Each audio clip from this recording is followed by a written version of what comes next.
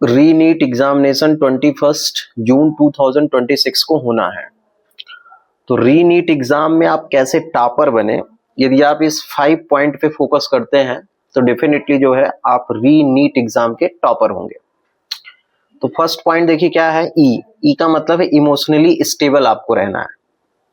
मतलब आपको जो है दूसरे के बहकावे या न्यू बुक या ऐसी कोई चीजें परचेज नहीं करना है, आपको इमोशनली क्या रहना है, स्टेबल रहना है।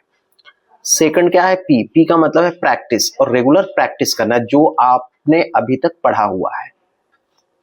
थर्ड क्या है, रिवीजन। जैसे मान लीजिए आपने कोई कॉन्सेप्ट पढ़ा, एल्डोल कंडेंसेशन मान लीजिए आपने पढ़ा केमिस्ट्री में, तो उसका रिवीजन करिए, मतलब उसके क्वेश्चन को सॉल्व करिए। फोर्थ पॉइंट है एस का मतलब है समराइजेशन। तो रेगुलर वे में आप उसे समराइज करिए। जैसे मान लीजिए कोई भी आपने टॉपिक पढ़ा, जैसे SN1 रिएक्शन आपने पढ़ा, तो उसे समराइज करिए। समराइज का मतलब है जैसे आप मान लीजिए खाली बैठे हैं तो अपने माइंड में ये सोचते रहिए कि जो है SN1 रिएक्शन में क्या होता है, कार्बोकेटायन कैसे बनता है और कहाँ पे न्यूक्लियोफिलिक अटैक होता है। लास्ट है एफ का मतलब फेक न्यूज अवॉइड।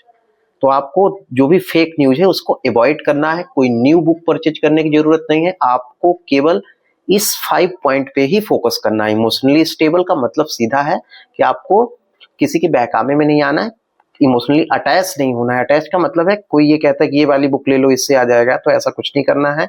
पी का मतलब सीधा प्रैक्टिस रेगुलर करिए। आर का मतलब रिवीजन। एस का मतलब है समराइजेशन। समराइजेशन का मतलब है जो भी टॉपिक पढ़िए, जो भी कॉन्सेप्ट पढ़िए उसे समराइज करिए। और रिवीजन का मतलब है कि जो आपने पढ़ा उसको जो है उसके क्वेश्चन सॉल्व करिए।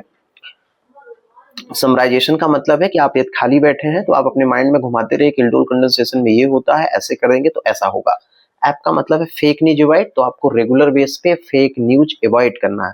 ऐप का मतलब है फेक न्यूज अवॉइड, तो आपको ऐसी कोई भी न्यूज को जो है दिल पे नहीं लेना है जो फेक हो। तो फेक न्यूज से आप दूर रहिए और री नीट एग्जाम में टॉपर बनिए। Thank you.